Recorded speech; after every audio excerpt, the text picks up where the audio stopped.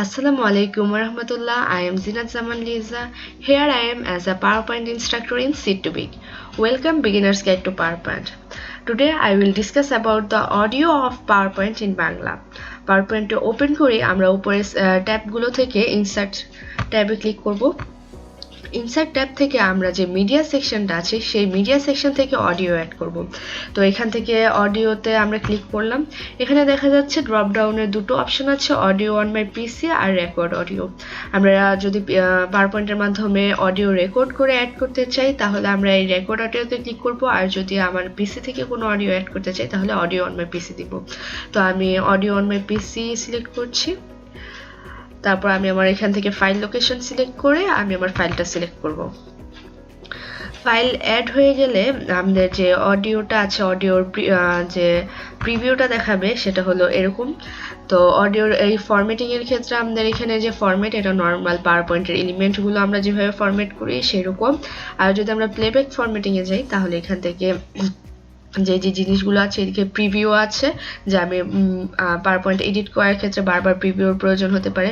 Bookmark আছে, যেমন আমার এই পয়েন্টে আমি চাচ্ছি একটা বুকমার্ক দিতে, দ্যাটস ইট, এইভাবে বুকমার্ক অ্যাড করতে পারি। আবার আমি চাচ্ছি যে আমার একটা সিলেক্টেড বুকমার্ক রিমুভ করতে, তো এখান থেকে রিমুভ করতে পারি। আমি এটাও রিমুভ করে দিচ্ছি। তারপর কোনো অডিওর সম্পূর্ণ অংশ ব্যবহার করতে না চাইলে আমি একটা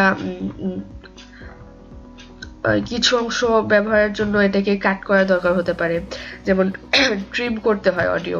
তো আমি ভাবছি ট্রিম অডিও সিলেক্ট করলাম।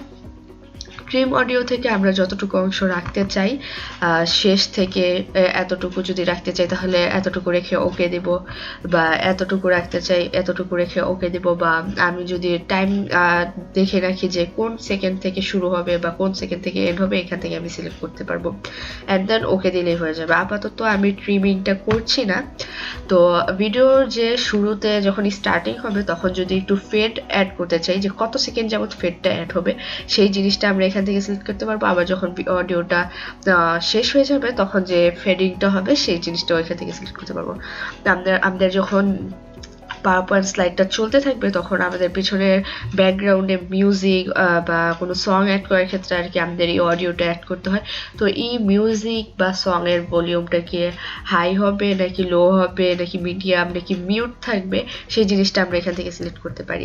আবার আমাদের স্লাইডটা প্রেজেন্টেশন শুরু হওয়ার পর এটা কি অটোমেটিক্যালি অডিওটা বেজে উঠবে নাকি না আমি ক্লিক করার পর বেজে উঠবে, এই জিনিসটা আমরা এখান থেকে সিলেক্ট করে নিতে পারি। যেমন অডিও অটোমেটিক্যালি দিলাম।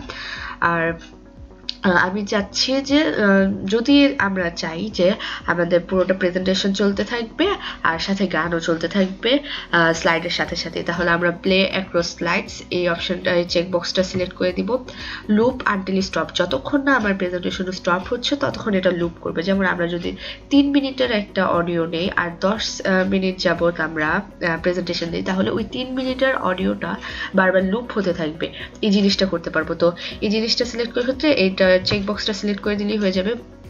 আর আমার যেখানে যে সিম্বলটা দেখা যাচ্ছে এই সিম্বলটা আমি চাচ্ছি যে আমি যখন প্রেজেন্টেশন স্লাইড শো করব তখন দেখা যাবে না, তাই সেই জন্য এখান থেকে হাইড ডিউরিং শো এই চেকবক্সটা সিলেক্ট করব। আবার আমি চাচ্ছি যে এই সব কিছুর প্লেইং এর পরে আবার এটা শুরু হবে, তো সেখানের ক্ষেত্রে আমরা রিওয়াইন্ড আফটার প্লেইং সিলেক্ট করতে পারবো। এখন আমি যদি হাইড ডিউরিং শো অফ করে দিই তাহলে কিন্তু আমার এটা প্লে ইন ব্যাকগ্রাউন্ড সিলেক্ট করছে না। যদি আমি হাইড ডিউরিং শো দিই তাহলে বোঝাচ্ছে যে এটা প্লে ব্যাকগ্রাউন্ডের সাথে সাথে প্লে হচ্ছে। তো অডিওর ক্ষেত্রে এতটুকুই।